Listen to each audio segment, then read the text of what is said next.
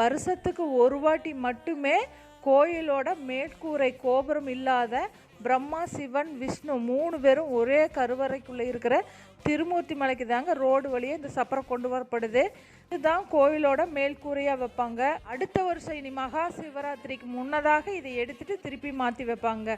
வருஷம் இந்த விழா ரொம்ப சிறப்பாக நடக்கும். பூளவாடிங்கிற ஊரில் மலைவாழ் மக்களோட பங்களிப்பால் இந்த மூங்கில்களால் செய்யப்பட்ட சப்பரம் 35 கிலோமீட்டர் ரோடு வழியை எடுத்து மக்களால் வரப்பட்டு மேல்கூரையாக வைப்பாங்க. 4 கால பூசையும் ரொம்ப இயற்கை எழில் கொஞ்சம் மலைகள் சூழ்ந்த அருவி கொட்டுற சத்தத்தோடு நடக்குங்க. விடிய விடிய பட்டிமன்றம், பரதநாட்டியம், பேச்சு போட்டி, நிறைய விசேஷங்களோடு நடக்கும். மலைவாழ் மக்களுக்கு தான் இங்கே முன்னுரிமை. அவங்க மட்டுமே இங்கே கடை வைக்கிறதுக்கும் அனுமதி. இது எங்கூருன்னு சொல்கிறதுல எனக்கும் ரொம்ப பெருமைங்க.